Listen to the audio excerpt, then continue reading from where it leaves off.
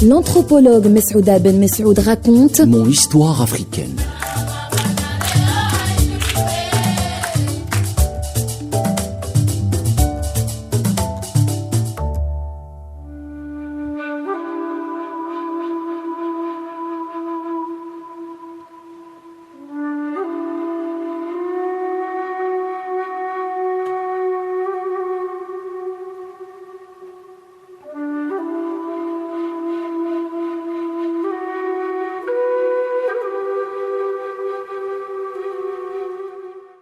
Chers fidèles auditeurs de la radio Ifriqiya FM, l'Afrique, berceau de l'humanité, est très riche culturellement par ses différentes ethnies et tribus qui ont marqué l'histoire depuis l'apparition de l'homme sur Terre.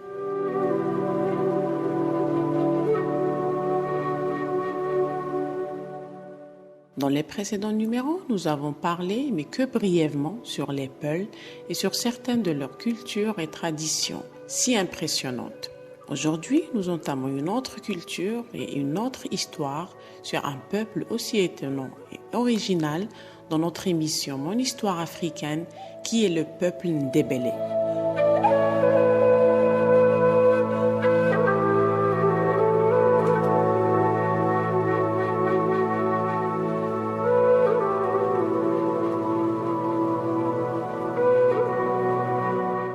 Le peuple Ndébélé, aussi appelé Matébélé ou Amandébé, est une ethnie minoritaire en Afrique du Sud, comptant seulement 400 000 personnes. Ils habitent dans la région de Middelburg et dans celle du Transvaal oriental et ont obtenu une reconnaissance internationale grâce à leurs coutumes uniques au monde. Un grand nombre des femmes ndébélés portent plus de 20 kilos de bijoux sur elles en permanence, dont des perles colorées. Quant à leurs costumes, ils sont reconnaissables à leur couleur vive.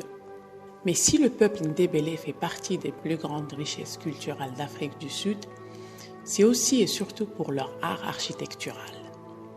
Construites avec des branchages, de la boue séchée, des troncs d'arbres et de l'argile, les maisons sont très géométriques et joliment décorées de motifs colorés.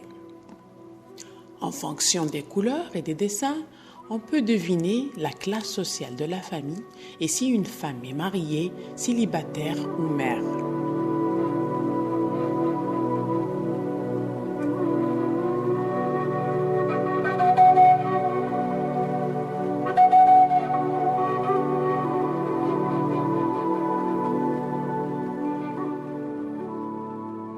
L'émergence des expressions stylistiques de l'art ndébélé, telles qu'elles se présentent aujourd'hui à travers la peinture murale et les techniques de perlage, ne remonte pas au-delà du milieu du XXe siècle. En revanche, l'histoire de la formation culturelle dite ndébélé est beaucoup plus ancienne, marquée par des périodes d'unification, de décomposition et de recomposition. Les ancêtres de ceux qui s'appelleront plus tard les Ndébélés sont originaires du Natal. Par leur langue, ils se rattachent en effet à la famille des populations de langue nord-nguni, Zoulou et Swazi, qui occupent les régions situées dans la partie nord-orientale de la chaîne montagneuse du Drakensberg. Mais on ne sait guère ce qui a motivé les ancêtres des Ndébélés à quitter le Natal pour venir s'installer dans le Transvaal, où vivaient des populations de Loxoto-Tswana qui est différente à leur. Cette migration, qui se situe autour du XVIe siècle, est liée au nom de Malanga. Mais le personnage clé de la généalogie royale ndébélé est Musi. Lorsqu'il décède, son fils aîné, Manala, qui devait en principe lui succéder, fut défié par l'un de ses frères appelé Dzundza.